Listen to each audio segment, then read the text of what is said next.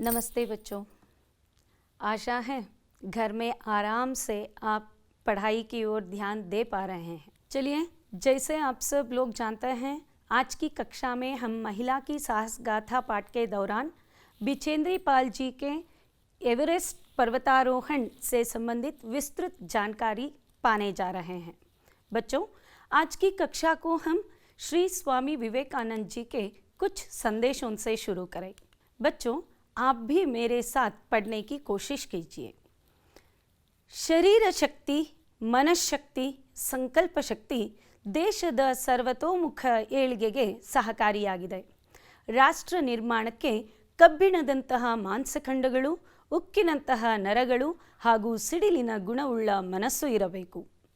What ever you think that you will be. If you think yourself weak, weak you will be. If you think yourselves strong, strong you will be. If you think yourselves pure, pure you will be. This teaches us not to think ourselves as weak, but as strong, omnipotent, omniscient.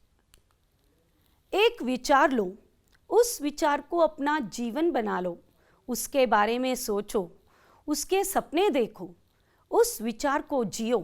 अपने मस्तिष्क, मांसपेशियों, नसों, शरीर के हर हिस्से को उस विचार में डूब जाने दो और बाकी सभी विचार को किनारे रख दो. यही सफल होने का तरीका है. विवेकानंद जी के इन संदेशों का यही तात्पर्य है कि हम अपने शरीर और आत्मा दोनों को बहुत ही मजबूत और सदृढ़ बनाएं. मಕ್ಕಳೇ, ವಿವೇಕಾನಂದರ ಈ ಸಂದೇಶಗಳಿಂದ ನಮಗೆ ಅರ್ಥ ಆಗೋದು, ನಾವು ಶರೀರವನ್ನು ಹಾಗೆ ನಮ್ಮ ಆತ್ಮಶಕ್ತಿಯನ್ನು ಬಲಿಷ್ಠಗೊಳಿಸಬೇಕು. ಈ ಶಾರೀರಿಕ ಶಕ್ತಿ, ಆತ್ಮಶಕ್ತಿ, ಇಚ್ಛಾಶಕ್ತಿಗೆ ಪ್ರತ್ಯಕ್ಷ ಉದಾಹರಣೆಯಾಗಿ ನಿಂತಿದ್ದಾರೆ ನಮ್ಮ ಮುಂದೆ ಶ್ರೀಮತಿ बिचेंद्री पाल. जैसे आप सब लोग जानते हैं कि sound mind is in A sound body. स्वस्थ शरीर में स्वस्थ मस्तिष्क रहता है. खासतौर पर लड़कियों को आज के ज़माने में शारीरिक दृष्टि से और आत्मा की दृष्टि से बहुत ही मजबूत और सदृढ़ रहने की सख्त ज़रूरत है. मಕ್ಕಳೇ, to become a king is easy, but greatest task is to be a king maker. Kings ಆಗೋದು ಅತಿ ಸಾಮಾನ್ಯ ವಿಷಯ, ಆದರೆ ಕಿಂಗ್ ಮೇಕರ್ ಆಗೋದಕ್ಕೆ ಒಂದು ಬಲಿಷ್ಠವಾದ ಆತ್ಮಶಕ್ತಿಯ ಅಗತ್ಯ ಇರುತ್ತೆ. ಅಂಥದ್ದೊಂದು ಆತ್ಮಶಕ್ತಿಯನ್ನು ನಾವು ಬಿಚೇಂದ್ರಿ ಪಾಲ್ರವರಲ್ಲಿ ಗುರುತಿಸ್ಬೋದು. ಈ ರೀತಿಯ ಒಬ್ಬ ಕಿಂಗ್ ಮೇಕರ್ ಆಗಿ ಸಫಲರಾಗ್ತಾರೆ ನಮ್ಮ ಬಿಚೇಂದ್ರಿ ಪಾಲ್. ಯಾಕೆ ಅಂದರೆ ಈಗ ಅವರ ವಯಸ್ಸು 66. ಈ ಕ್ಷಣವೂ ಸಹ ಅವರು ಜಮ್ಶೆಡ್ಪುರದ ಟಾಟಾ ಸ್ಟೀಲ್ ಅಡ್ವೆಂಚರಸ್ ಫೌಂಡೇಶನ್ನ CEO ಆಗಿ ಪ್ರತಿ 3 ತಿಂಗಳಿಗೆ ಒಮ್ಮೆ ಒಂದು ತಂಡವನ್ನು ಹಿಮಾಲಯ ಆರೋಹಣ ಅಥವಾ ಎವರೆಸ್ಟ್ ಆರೋಹಣಕ್ಕೆ ಸಿದ್ಧಗೊಳಿಸ್ತಾರೆ. ಇವರು ಅರುಣಿಮಾ ಸಿನ್ಹಾ, ಬಿಚೇಂದ್ರಿ ಪಾಲ್ರ ಪರ್ವತಾರೋಹಣದಿಂದ ಪ್ರೇರಿತರಾದಂತಹ ಮತ್ತೊಂದು ಮಹಿಳೆ. ಈ ಚಿತ್ರದಲ್ಲಿ ತಾವು ಗಮನಿಸುತ್ತಿರ್ಬೋದು, ಏಕ್ ರೈಲ್ ದುರ್ಘಟನಾ ಮೇ ಉನ್ಹೋನೆ ಏಕ್ ಪೈರ್ ಖೋಯಾ. ರೈಲ್ನಲ್ಲಿ ಆದಂಥ ಒಂದು ಕೆಟ್ಟ ಘಟನೆಯಿಂದ ಒಂದು ಕಾಲನ್ನು ಕಳ್ಕೊಂಡ್ರು. ಇನ್ನೊಂದು ಕಾಲಲ್ಲಿ ರಾಡ್ ಇದೆ. ರೀಡ್ ಕಿ ಹಡ್ಡಿಯ, ಬೆನ್ನು ಮೂಳೆಗಳಿಗೆ 3 ಆಪರೇಷನ್ಗಳಿವೆ. ಹಾಸ್ಪಿಟಲ್ನ ಬೆಡ್ಡಲ್ಲಿ ಇದ್ದಾಗ ಅವರಿಗೆ ಬಂದಂತಹ ಒಂದು ಸಂಕಲ್ಪ, मुझे भी एवरेस्ट का पर्वतारोहण करना है. यह सोच मन में आते ही स्वयं वे जाकर बिचेंद्री पाल जी से मिले. हर क्षण बिचेंद्री पाल जी से अरुणिमा सिन्हा जी को इतनी प्रेरणा मिली कि आगे चलकर ये भारत के पहली विकलांग महिला जिन्होंने एवरेस्ट पर प्रथम पादार्पण किया था, यह महानता को उन्होंने हासिल किया. ಮಕ್ಕಳೇ, ಅರುಣಿಮಾ ಸಿನ್ಹಾ ಅವರು ಒಂದು ಇಂಟರ್ವ್ಯೂಯಲ್ಲಿ ಹೇಳ್ತಾರೆ, ಎವರೆಸ್ಟನ್ನು ಏರಬೇಕು ಅನ್ನೋ ಸಂಕಲ್ಪವನ್ನು ಹೇಳ್ಕೊಂಡಾಗ ಅವರ ತಾಯಿಯನ್ನು ಬಿಟ್ಟರೆ ಬಿಚೇಂದ್ರಿ ಪಾಲ್ರೆ 2ನೇ ವ್ಯಕ್ತಿ ಆಗಿದ್ರಂತೆ. ಖಂಡಿತ ನಿನ್ನಿಂದ ಇದು ಸಾಧ್ಯ ಆಗತ್ತೆ ಅಂತ ಸ್ಫೂರ್ತಿ ನೀಡೋರಲ್ಲಿ. ಇದರ ಪರಿಣಾಮ ಎವರೆಸ್ಟನ್ನು ಏರಿದಂತಹ ಪ್ರಥಮ ವಿಕಲಚೇತನ ಮಹಿಳೆ ಅನ್ನೋ ಹೆಗ್ಗಳಿಕೆಯನ್ನು ಅರುಣಿಮಾ ಸಿನ್ಹಾ ಅವರು ಪಡೆದಿದ್ದಾರೆ. चलिए उनकी सफलता को उनके मुंह से ही सुने. आज मेरी लाइफ का सबसे बड़ा सपना पूरा हुआ और मैं टॉप ऑफ द वर्ल्ड पे हूँ और बहुत खुश हूँ, बहुत खुश हूँ. और सबको ये मोटिवेशन देना चाहती हूँ कि हर आदमी अगर अपने लक्ष्य को बनाए तो वो कभी नहीं हार माने और वो अपने टापू अपने लक्ष्य को जरूर पाएगा। इसलिए जैसे मैं ऐसी हालात में होने के बाद भी मैं आज यहाँ हूँ। Oh my God, look what he did.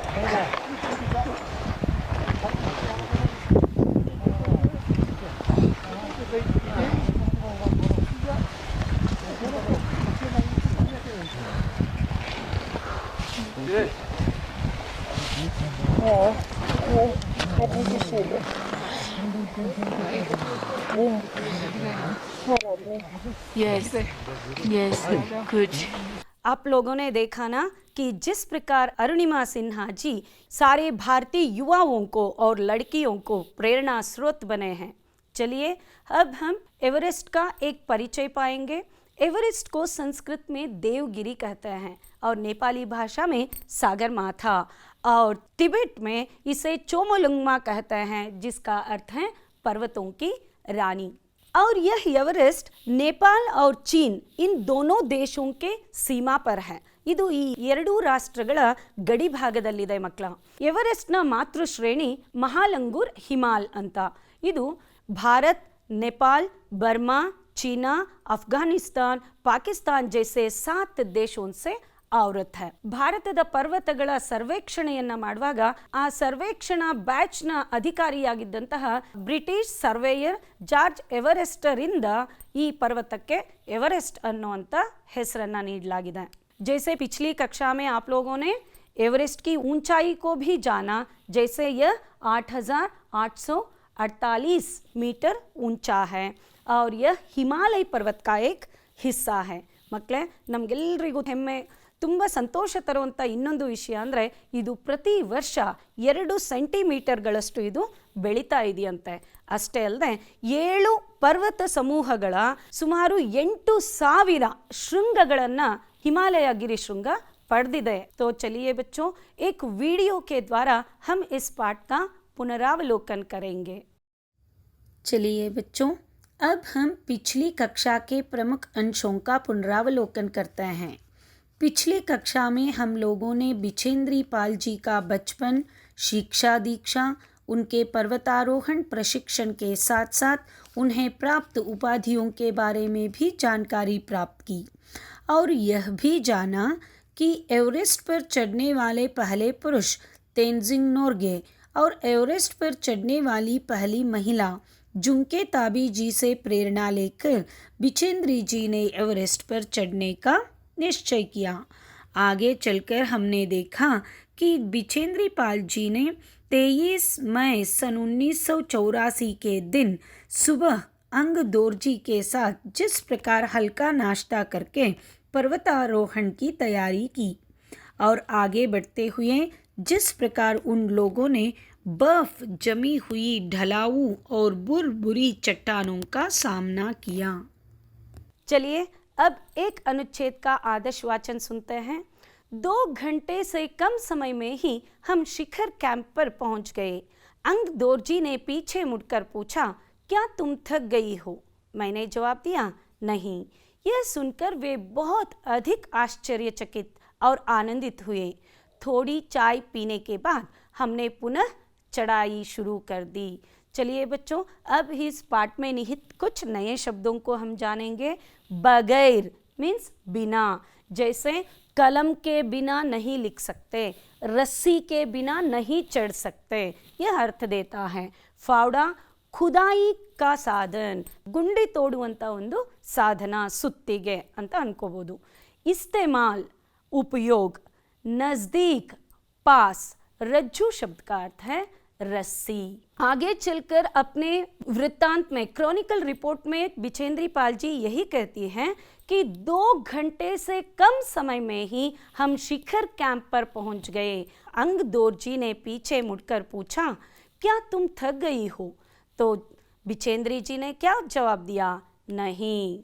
तो यह सुनकर अंग दोरजी को बहुत ही आश्चर्य और संतोष भी हुआ। तो दोनों मिलकर चाय पीने के बाद फिर से चढ़ाई को आगे बढ़ाया। ಮಕ್ಕಳೇ, ಬಿಚೇಂದ್ರಿ ಪಾಲ್ ಹಾಗೂ ಅಂಗ್ ದೋರ್ಜಿ ಇಬ್ರು ಸೌತ್ ಕೋಲ್ನ ಕ್ಯಾಂಪಿಂದ ಶಿಖರದ ತುಟ್ಟ ತುದಿಗೆ ತಲುಪಲಿಕ್ಕೆ ಮುಂಚೆ ಇರುವಂಥ ಕ್ಯಾಂಪ್ಗೆ ಕೇವಲ 2 ಗಂಟೆಯಲ್ಲಿ ತಲುಪದ್ರಂತೆ. ಅಷ್ಟು ಹತ್ರ ಹೋದ ನಂತರ ಮತ್ತೆ ಅಂಗದೋರ್ಜಿ ಪೂछते हैं क्या तुम थक गई हो ಅಂದರೆ ಸುಸ್ತಾಗಿದೆಯಾ ಅಂತ. तो बिचेंद्री पाल जी ने कहा नहीं. ಅಲ್ಲಿ ಇಬ್ರು ಸೇರಿ ಟೀ ಕುಡಿದು ಮತ್ತೆ ಮುಂದೆ ಪರ್ವತಾರೋಹಣವನ್ನು ಮುಂದುವರಿಸಿದ್ರು. लाटू एक नायलॉन की रस्सी लाया था, इसलिए अंगदोर्जी और मैं रस्सी के सहारे चढ़े, जबकि लाटू एक हाथ से रस्सी पकड़े हुए बीच में चला.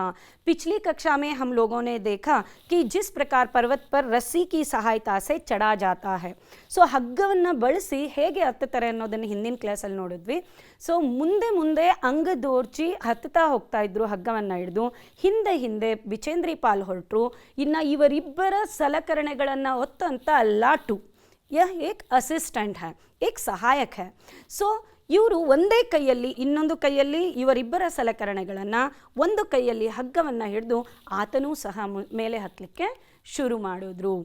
बच्चों, पर्वत की ऊंचाई पर चढ़ते चढ़ते हवा और ऑक्सीजन का प्रमाण घटता जाता है. ಭೂಮಂಡಲದಿಂದ ಸ್ವಲ್ಪ ಮೇಲೆ ಹೋಗ್ತಾ ನಮಗೆ ಆಕ್ಸಿಜನ್ ಹಾಗೂ ಗಾಳಿಯ ಪ್ರಮಾಣ ಕಡಿಮೆ ಆಗ್ತಾ ಇರುತ್ತೆ. ಹಾಗಾಗಿ ಪರ್ವತಾರೋಹಿಗಳು ಆಕ್ಸಿಜನ್ ಸಿಲಿಂಡರನ್ನು ಹೆಗಲ ಮೇಲೆ ಹೊತ್ತೇ ಹೋಗಬೇಕಾಗತ್ತೆ. ಸೊ लाटू ने एक बात गौर की वहाँ पर, देखिए यहाँ कि 1 मिनट के दर पर 4 लीटर ऑक्सीजन के बजाय बिचेंद्री पाल सिर्फ 2.5 लीटर ऑक्सीजन प्रति मिनट के लिए ले रही है. ಅಂದರೆ 1 ನಿಮಿಷಕ್ಕೆ 4 ಲೀಟರ್ಗಳ ಬದಲಾಗಿ ಕೇವಲ 2.5 ಲೀಟರ್ ಆಕ್ಸಿಜನ್ನ ಅವರು ಇನ್ಹೇಲ್ ಮಾಡ್ಕೋತಾ ಇದ್ದಾರೆ, ಒಳಗೆ ತಗೋತಾ ಇದ್ದಾರೆ. ಸೊ ಇದರಿಂದ ಏನಾಗುತ್ತೆ, ದೇಹಕ್ಕೆ ಆಕ್ಸಿಜನ್ನ ಪ್ರಮಾಣ ಕಡಿಮೆ ಆದಾಗೆಲ್ಲ ಸುಸ್ತಾಗ್ತಾ ಹೋಗುತ್ತೆ. ತುರಂತ್ लाटू ने क्या किया, उनके ऑक्सीजन सिलेंडर में ऑक्सीजन की आपूर्ति को बढ़ाया. ಆಪೂರ್ತಿ ಅಂದರೆ ಸಪ್ಲೈ. ಇದನ್ನು ಗಮನಿಸಿದಂಥ ಲಾಟು ಆ ಸಿಲಿಂಡರ್ನ ऑक्सीजन सप्लाईಯನ್ನು ಹೆಚ್ಚಿಸಿದ್ರು. तब बिचेंद्री पाल जी को कठिन चढ़ाई आसान लगने लगी. आसान ಅಂದರೆ ಸುಲಭ. आसान शब्द का विलोम शब्द है ಮುಷ್ಕಿಲ್. ಸೊ ತುಂಬ ಕಷ್ಟಪಟ್ಟು ಮೇಲೆ ಹೋಗ್ತಾ ಇದ್ದಂಥವ್ರು ಈಗ ಆಕ್ಸಿಜನ್ ಸಪ್ಲೈ ಸಫಿಷಿಯೆಂಟ್ ಆದ ತಕ್ಷಣ ಆರಾಮ್ಸೆ ಪರ್ವತಾರೋಹಣವನ್ನು ಮುಂದುವರಿಸಿದ್ರು. बच्चों, आपकी परीक्षा के लिए दक्षिणी शिखर पर चढ़ते समय बिचेंद्री पाल जी का अनुभव स्पष्ट कीजिए, ऐसा प्रश्न पूछा जाता है. तो इस अनुच्छेद को ज़रा ध्यान से आप देखिएगा. दक्षिण शिखर के ऊपर हवा की गति बढ़ गई थी. उस ऊंचाई पर तेज हवा के झोंके भुरभुरे बर्फ के कणों को चारों तरफ उड़ा रहे थे, जिससे कुछ दिखाई नहीं दे रहा था. मैंने देखा कि थोड़ी दूर तक कोई ऊंची चढ़ाई नहीं है, ढलान एकदम सीधी नीचे चली गई है. तो यहाँ पर आप देख सकते हैं बच्चों, इस अनुच्छेद में दक्षिण शिखर के ऊपर चढ़ते चढ़ते हवा तेजी से बहती जा रही है. ಮೇಲ್ ಹೋಗ್ತಾ ಗಾಳಿ ರಭಸವಾಗಿ ಬೀಸ್ತಾ ಇದೆ. ಜೊತೆಗೆ ಆ ರಭಸವಾಗಿ ಬೀಸುವಂಥ ಗಾಳಿ ಜೊತೆ ಅದು ಹಿಮಪರ್ವತ ಆಗಿರೋದ್ರಿಂದ ಹೇಗೆ ಇಲ್ಲಿ ಗಾಳಿ ಬೀಸುವಾಗ ಧೂಳಿನ ಕಣಗಳು ಬರುತ್ತೋ ಹಾಗೆ ಅಲ್ಲಿ ಹಿಮದ ಕಣಗಳನ್ನು ಅದು ಹೊತ್ತು ಬರ್ತಾ ಇದೆ. ಭುರ್ಬುರೆ ಬರ್ಫ್ಗೆ ಕಣೋ, ಚೂಪಾದಂಥ ಮಂಜಿನ ಕಣಗಳು ಬಂದು ಕಣ್ಣಿಗೆ ಬೀಳ್ತಾ ಇವೆ. ಸೊ ಉನ್ಹೇ ಕುಚ್ ದಿಖಾಯಿ ನಹಿ ದೇ ರಹಾ ಥಾ. ಮೇಲೆ ನೋಡಲಿಕ್ಕೆ ಏನೂ ಕಾಣ್ತಾ ಇಲ್ಲ, ಕೆಳಭಾಗಕ್ಕೆ ನೋಡಲಿಕ್ಕೆ ಢಲಾಯಿ ಹಜಾರೋ ಕಿಲೋಮೀಟರ್ ನೀಚಾ है. ಇಳಿಜಾರು ಸಾವಿರಾರು ಕಿಲೋಮೀಟರ್ ಕೆಳಗಿದೆ. ಮೇಲೆ ನೋಡಿದ್ರೆ ಆ ಮಂಜಿನ ಕಣಗಳಿಂದ ಮುಂದಿನ ಪರ್ವತ ಕಾಣ್ತಾ ಇಲ್ಲ. ಒಂದು ಕ್ಷಣ ಅವರು ಮೇಲೆ ನೋಡ್ತಾರೆ, ಅವರು ತಲುಪಬೇಕಾದಂಥ ಶಿಖರ ಅತ್ಯಂತ ಸಮೀಪದಲ್ಲಿದೆ. तो इसलिए उनकी सांसें रुक गई. ಉಸಿರು ಒಂದು ಕ್ಷಣ ನಿಂತೋಯ್ತು. ಮಕ್ಕಳೇ, ಇದು ಎಂತಹ ಸಂದರ್ಭ ಅಂದರೆ, ತಮ್ಮ ಇಡೀ ಜೀವನವನ್ನು ಒಂದು ಉದ್ದೇಶಕ್ಕಾಗಿ ನಾವು ಮೀಸಲಿಡ್ತೇವೆ. ಆ ಉದ್ದೇಶ ಪೂರ್ತಿಗೊಳ್ಳಲಿಕ್ಕೆ, ನಮ್ಮ ಗುರಿಯನ್ನು ತಲುಪಲಿಕ್ಕೆ ಇನ್ನು ಕೆಲವೇ ಹೆಜ್ಜೆಗಳು ಬಾಕಿ ಇದೆ, ಕೆಲವೇ ಕ್ಷಣಗಳ ಅಂತರದಲ್ಲಿ ನಾವಿದ್ದೀವಿ ಅಂದಾಗ ಆ ಭಾವನೆ ಹೇಗೆ ಇರುತ್ತೆ. तो यही हुआ बिचेंद्री पाल जी के साथ. यहाँ पर आप देख सकते हैं कि हजारों किलोमीटर ढलाऊ रास्ता है और ऊपर भुरभुरे बर्फ के कण उड़ रहे हैं, लेकिन उनका शिखर बहुत ही नज़दीक है. तो उनकी सांसें एक क्षण के लिए रुक गई. तो मुझे लगा कि सफलता बहुत नज़दीक है. ಹಾಂ, ನೀವೆಲ್ಲ ಕಲ್ಪಿಸ್ಕೊಳ್ಳೋ ರೀತಿ ಅವರ ಸಫಲತೆ, ಅವರ ಗುರಿ ಇನ್ನೇನು ತುಂಬ ಹತ್ತಿರ ಇದೆ ಅನ್ನಿಸ್ತು. ಕೊನೆಗೂ ಆ ಕ್ಷಣ ಬಂತು ಮಕ್ಕಳೇ. ಏನದು? 23 ಮೇ 1984 ದಿನ ಮಧ್ಯಾಹ್ನ 1:07 ಸರಿಯಾಗಿ ಎವರೆಸ್ಟ್ನ ತುಟ್ಟ ತುದಿಯ ಶೃಂಗದಲ್ಲಿ ಇವರು ತಲುಪಿದ್ರು. यह दिनांक और यह समय ज़रूर याद रखिएगा। तो आखिर उन्हें अपने आप से यह घोषणा करनी पड़ी कि एवरेस्ट की चोटी पर पहुंचने वाली मैं प्रथम भारतीय महिला थी। देखिए अपने आप पर कितना फ़क्र है, उन्हें कितना गर्व है, ಎಷ್ಟು ಹೆಮ್ಮೆಯಿಂದ ತಮ್ಮ ಬಗ್ಗೆ ಹೇಳ್ಕೊತಾ ಇದ್ದಾರೆ. तो एवरेस्ट की चोटी पर इतनी जगह नहीं थी कि 2 व्यक्ति साथ साथ खड़े हो सके. चारों तरफ हजारों मीटर लंबी सीधी ढलान को देखते हुए हमारे सामने मुख्य प्रश्न सुरक्षा का था. ಹೌದಲ್ವಾ ಮಕ್ಕಳ? ಆ ತುದಿಯನ್ನು ತಲುಪೋದು ಎಷ್ಟು ಮುಖ್ಯನೋ, ಆ ತುದಿ ತಲುಪಿದ ನಂತರ ಸುರಕ್ಷಿತವಾಗಿ ಇಳಿದು ಬರೋದು ಸಹ ಅಷ್ಟೇ ಮುಖ್ಯ. ಯಾಕೆ ಅಂದರೆ 1984ಕ್ಕಿಂತ ಮುಂಚೆ 100 ಜನ ಎವರೆಸ್ಟ್ನ ಪರ್ವತಾರೋಹಣಕ್ಕೆ ಹೋದರು. ಆದರೆ ಕೆಲವರು ಆ ಆಳವಾದ ಪ್ರಪಾತವನ್ನು ನೋಡಿ ಹೃದಯಾಘಾತಗೊಂಡು ಮರಣ ಹೊಂದಿದರೆ, ಇನ್ನು ಕೆಲವರು ಅಲ್ಲಿನ ಮಂಜಿನ ಗಾಳಿಯ ಹೊಡೆತಕ್ಕೆ ಸಿಕ್ಕಿ ಪ್ರಾಣವನ್ನು ಕಳ್ಕೋಬೇಕಾಯಿತು. तो इसलिए अब बिचेंद्री पाल जी का लक्ष्य सुरक्षित रूप से नीचे आना था. यहाँ पर देखिए उस एवरेस्ट का आखिरी छोर, आ ತುದಿ ಎಷ್ಟು ಕಿಷ್ಕಿಂದೆಯಾಗಿತ್ತು, ಎಷ್ಟು ಸಣ್ಣದಿತ್ತು ಅಂದರೆ ಏಕ್ ಹಿ ಸಮಯ ಮೇ 2 ಲೋಗ್ ಖಡೆ नहीं रह सकते. ಒಂದೇ ಸಮಯದಲ್ಲಿ ಇಬ್ಬರು ವ್ಯಕ್ತಿಗಳು ನಿಲ್ಲಲಿಕ್ಕೆ ಅಲ್ಲಿ ಜಾಗ ಇಲ್ಲ. इसलिए बिचेंद्री पाल जी ने फावड़े की सहायता से वहाँ पर खुदाई की. ಸುತ್ತಿಗೆಯಿಂದ ಆ ಸುತ್ತಮುತ್ತಲಿನ ಜಾಗವನ್ನು ಹೊಡೆದು ಸಮತಟ್ಟಗೊಳಿಸಿದ್ರು. और वहाँ पर अंग दोरजी और बिचेंद्री पाल दोनों खड़े रह पाए. इसके बाद यहाँ पर एक भावनात्मक क्षण है बच्चों. यहाँ पर देखिए, बर्फ अपने माथे को लगाकर मैंने अपने थैले से हनुमान चालीसा और दुर्गा माँ का चित्र निकाला. मैंने इन्हें अपने साथ लाए लाल कपड़े में लपेटा और छोटी सी पूजा करके इनको बर्फ में दबा दिया. बिचेंद्री पाल ಅವರು ಒಂದು ಇಂಟರ್ವ್ಯೂಲ್ಲಿ ಹೇಳ್ತಾರೆ, ಅವರು ಆ पर्वतारोहण आरंभ ಆಗಲಿಕ್ಕಿಂತ ಮುಂಚೆ ಆ पर्वत देवीಗೆ ಕೈ ಮುಗಿದು यह प्रार्थना करते हैं, हे पर्वत माता मैंने यह संकल्प किया है, हे पर्वत माता मैं तुम पर आरोहण करने जा रही हूँ, मुझे कृपाशीर्वाद दो करके उन्होंने हाथ जोड़कर प्रार्थना की थी. सो अದೇ ರೀತಿ ಮೇಲೆ ತಲುಪಿದ ನಂತರ वे अपने साथ दुर्गा माँ का एक चित्र और हनुमान चालीसा का एक किताब दोनों को लाल कपड़े में लपेटा. ಒಂದು ಕೆಂಪು ವಸ್ತ್ರದಲ್ಲಿ ಎರಡನ್ನ ಸುತ್ತಿದ್ರು. बर्फ को खोदकर वहाँ पर गाड़ दिया और बर्फ को अपने माथे पे रखा. माथे ಅಂದರೆ ಹಣೆ. ಅಲ್ಲಿದ್ದಂಥ ಮಂಜನ್ನು ಹಣೆಗೊತ್ಕೊಂಡ್ರು. और दूसरा ही क्षण उनका सिर गौरव के साथ अंग दोरजी के प्रति झुका था. ಆದರ ಭಾವ ಅಂದರೆ ಗೌರವ ಅಂತ. ತನಗೆ ಗುರುವಿನೋಪಾದಿಯಲ್ಲಿ ಮಾರ್ಗದರ್ಶನ ನೀಡಿದಂತಹ ಅಂಗ ದೋರಾಜಿ ಬಗ್ಗೆ ಗೌರವದಿಂದ ತಲೆಬಾಗಿ ನಮಸ್ಕರಿಸಿದ್ರು. तो अंग दोरजी को इतनी खुशी हुई कि उन्होंने बिचेंद्री पाल जी को गले लगाया. और उसी समय इनके दल का ही और एक प्रशिक्षणार्थी सोनम पुलझर वहाँ पहुँचे. उन्होंने बिचेंद्री पाल जी के उस झंडे फहराते हुए चित्र को खींचा. इस समय तक लाटू ने हमारे नेता को एवरेस्ट पर पहुंचने की सूचना दे दी थी. तब मेरे हाथ में वॉकी टाकी दिया गया. कर्नल खुल्लर ने मुझे बधाई दी और बोले देश को तुम पर गर्व है. ಇವರು ತಮ್ಮ ಈ ಎಲ್ಲ ಕಾರ್ಯಗಳನ್ನು ಮುಗಿಸೋ ಹೊತ್ತಿಗೆ ಲಾಟು ಒಂದು ವಾಕಿ ಟಾಕಿಯನ್ನು ತಂದುಕೊಟ್ರು. ಇವರ ಟೀಮ್ನ ಲೀಡರ್ ಇದ್ರಲ್ಲ ಕರ್ನಲ್ ಖುಲ್ಲರ್, ಅವ್ರ ಬಳಿ ಮಾತಾಡಬೇಕಿತ್ತು. ಎವರೆಸ್ಟ್ನಲ್ಲಿ ಮೊದಲನೇ ಹೆಜ್ಜೆ ಇಟ್ಟ ಮರುಕ್ಷಣನೇ ಅವರಿಗೆ ಸುದ್ದಿ ತಲುಪಿತು. ವಾಕಿ ಟಾಕಿಯಲ್ಲಿ ಕರ್ನಲ್ ಖುಲ್ಲರ್ ಬಿಚೇಂದ್ರಿ ಪಾಲ್ ಅವ್ರಿಗೆ ಹೇಳ್ತಾರೆ, ದೇಶ್ ಕೋ ತುಮ್ ಪರ್ ಗರ್ವ ಹೈ. ಮಕ್ಕಳೇ, ನಾವು ಈ ದೇಶದಲ್ಲಿ ಹುಟ್ಟಿದ್ದಕ್ಕೆ ಗರ್ವ ಪಡ್ತೇವೆ ಅಂತ ಹೇಳ್ಕೊತೀವಿ. ಆದರೆ ನೋಡಿ, ಕರ್ನಲ್ ಖುಲ್ಲರ್ನೇ ಕ್ಯಾ ಕಹಾ, ದೇಶ್ ಕೋ ತುಮ್ ಪರ್ ಗರ್ವ ಹೈ, ದೇಶಕ್ಕೆ ನಿನ್ನ ಬಗ್ಗೆ ಹೆಮ್ಮೆ ಇದೆ ಅಂತ ಅವ್ರ ಬಗ್ಗೆ ಮೆಚ್ಚುಗೆಯನ್ನು ಸೂಚಿಸಿದ್ರು. हमने शिखर पर 43 मिनट व्यतीत किए और अपनी वापसी यात्रा 1:55 पर ಆರಂಭ ಕಿ. 1:55 ನಿಮಿಷಗಳವರೆಗೆ ಸುಮಾರು 43 ನಿಮಿಷಗಳು ಅವರು ಅಲ್ಲೇ ಶಿಖರದಲ್ಲೇ ಉಳ್ಕೊಂಡ್ರು. और अंग दोरजी और मैं अपनी ಸೌತ್ ಕೋಲ್ पर 5 बजे तक पहुंच गए. ನೋಡಿ, ಬೆಳಗ್ಗೆ 6:30 ಇಲ್ಲಿಂದ ಹೊರಟರು, ಸಂಜೆ 5 ಗಂಟೆ ಹೊತ್ತಿಗೆ अंगदोरजी और बिचेंद्री पाल साउथ कोल के उस कैंप तक पहुंच पाए थे. तो सबने साउथ कोल से शिखर तक वापस साउथ कोल तक की यात्रा चोटी पर रुकने सहित 10 घंटे 40 मिनट के अंदर पूरी करने पर बधाई दी. ಇವರ ಒಂದು ವಿಶೇಷ ಸಾಧನೆ ಏನಾಗಿತ್ತು ಮಕ್ಕಳೇ, ಸಂಪೂರ್ಣ ಸೌತ್ ಕೋಲ್ನಿಂದ ಶಿಖರವನ್ನು ತಲುಪಿ ಶಿಖರದಲ್ಲಿ 43 ನಿಮಿಷಗಳ ಕಾಲ ಉಳಿದು ಮತ್ತೆ ವಾಪಸ್ ಬರೋ ಹೊತ್ತಿಗೆ ಕೇವಲ 10 ಗಂಟೆ 40 ನಿಮಿಷಗಳನ್ನು ಮಾತ್ರ ಇವರು ಬಳಸ್ಕೊಂಡಿದ್ರು. ಅದು ಇವರ ವಿಶೇಷವಾದಂಥ ಸಾಧನೆಯಾಗಿತ್ತು. ಬಧಾಯಿದಿ ಅಂದರೆ ಆ ಕಾರಣಕ್ಕೋಸ್ಕರ ಇವ್ರಿಗೆ ಶುಭಾಶಯಗಳನ್ನು ನೀಡಿದ್ರು. मैं जब तंबू में घुस रही थी मैंने मेजर कुमार को कर्नल खुल्लर से वायरलेस पर बात करते सुना. ಇವರು ಶಿಖರ್ ಕ್ಯಾಂಪ್ಗಳಲ್ಲಿ ಟೆಂಟ್ಸ್ ಈ ರೀತಿ ಇರುತ್ತೆ ಮಕ್ಕಳ. ಅವ್ರು ಸೌತ್ ಕೋಲ್ಗೆ ಬಂದ ತಕ್ಷಣ ಇನ್ನೇನು ಕ್ಯಾಂಪ್ ಒಳಗೆ ಹೋಗಬೇಕು, ಆಗ ಮೇಜರ್ ಕುಮಾರ್ ವಾಕಿ ಟಾಕಿಲಿ ಕರ್ನಲ್ ಖುಲ್ಲರ್ರವ್ರಿಗೆ ಕೆಲವು ಮಾತುಗಳನ್ನು ಹೇಳ್ತಾರೆ.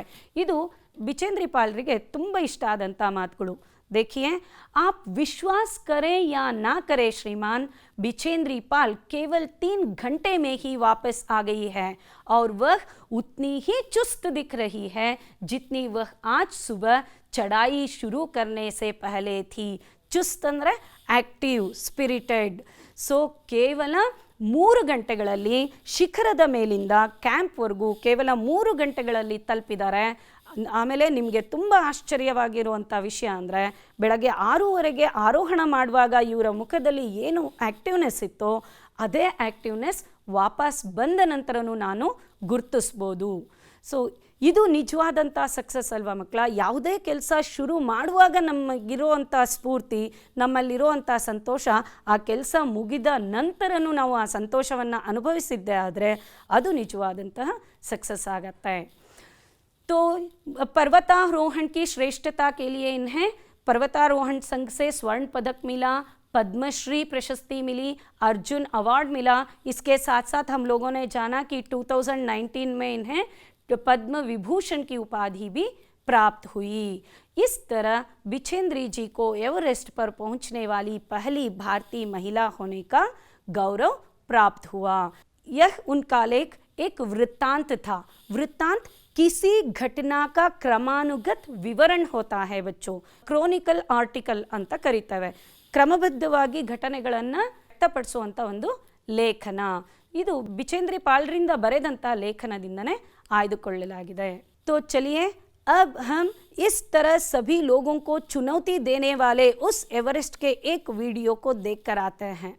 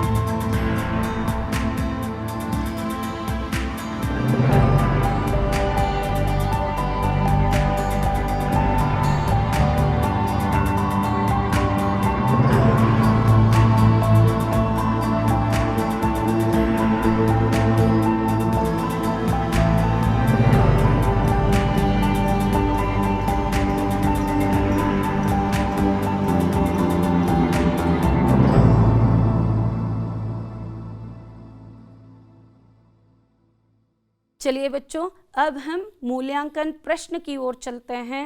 तो पहला प्रश्न है आप लोगों के लिए, बिचेंद्री ने थैले से कौन सा चित्र निकाला. आप लोगों को याद है ना, बिछेंद्री जी ने थैले से हनुमान चालीसा और दुर्गा माँ का चित्र निकाला। और दूसरा सवाल है, कर्नल खुल्लर ने बधाई देते हुए बिछेंद्री जी से क्या कहा? कर्नल खुल्लर ने बधाई देते हुए बिछेंद्री जी से कहा, देश को तुम पर गर्व है। चलिए अब हम अनुवाद की ओर चलते हैं। ಬಿಚೇಂದ್ರಿ का जन्म एक साधारण परिवार में हुआ था। ಇದರ ಕನ್ನಡ ಅನುವಾದ ಏನಾಗುತ್ತೆ ಮಕ್ಕಳ? ಬಿಚೇಂದ್ರಿ ಪಾಲ್ರ ಜನನ ಒಂದು ಸಾಧಾರಣ ಕುಟುಂಬದಲ್ಲಿ ಆಯಿತು। बिचेंद्री को रोज पैदल चलकर स्कूल जाना पड़ता था। ಸೊ ಇದರ ಅನುವಾದ, ಬಿಚೇಂದ್ರಿ ಪಾಲ್ರು ಪ್ರತಿದಿನ ಕಾಲ್ನಡಿಗೆಯಲ್ಲಿ ಶಾಲೆಗೆ ಹೋಗಬೇಕಾಗಿತ್ತು।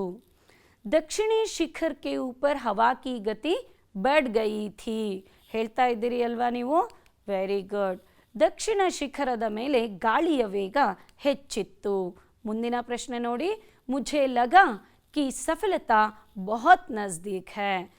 ಇದನ್ನು ಅನುವಾದ ಮಾಡ್ತಿದ್ದೀರಿ ಅನ್ಕೋತೀನಿ, ಒಮ್ಮೆ ಚೆಕ್ ಮಾಡಿ। ಸಫಲತೆಯು ಬಹಳ ಹತ್ತಿರವಿದೆ ಎಂದು ನನಗೆ ಅನ್ನಿಸಿತು। आखिरी सवाल देखिए, मैं एवरेस्ट की चोटी पर पहुंचने वाली प्रथम भारतीय महिला थी। ನಾನು ಎವರೆಸ್ಟ್ನ ಶಿಖರದ ಮೇಲೆ ತಲುಪಿದ प्रथम भारतीय महिलागिद्दे। चलिए हम यहाँ पर जो पुल्लिंग शब्द हैं इनके लिए स्त्रीलिंग शब्दों को सोचेंगे। बाप शब्द का स्त्रीलिंग रूप है माँ, पुरुष स्त्री, भाई बहन, बेटा बेटी। श्रीमान शब्द के लिए श्रीमती, बादशाह के लिए बेगम। और विलोम शब्द हैं आरोहण अवरोहण। आरोहण यानी चढ़ना, अवरोहण यानी उतरना। ठंडा, गरम, परिश्रम, आलस्य। सामने शब्द का विलोम शब्द है पीछे। तो चलिए यहाँ पर गृह कार्य के कुछ प्रश्नों को देखेंगे और आशा है आप सब इन प्रश्नों का उत्तर लिखकर अपने अध्यापकों को ज़रूर दिखाएंगे। जैसे बच्चों हम लोगों ने एवरेस्ट के बारे में यही जाना था कि दिल में अपना आग दबाकर, तो इस प्रकार ये एवरेस्ट सैनिकों को एक चुनौती का मार्ग है, तो इस तरह पर्वतारोहियों के आरोहण के लिए भी एक बहुत बड़ी चुनौती का मार्ग है। तो आशा करती हूँ कि आज की कक्षा में हम लोगों ने बिछेंद्री पाल जी के इस पर्वतारोहण से संबंधित बहुत सारी स्पष्ट जानकारी को प्राप्त किया, और यह भी आशा करती हूँ कि आप लोग भी बचपन से इसी तरह पहाड़ों की या पर्वतों की आरोहण की, जिसे हम चारणा कहते हैं कन्नड़ में, आरोहण की आदत को बढ़ा लें। धन्यवाद।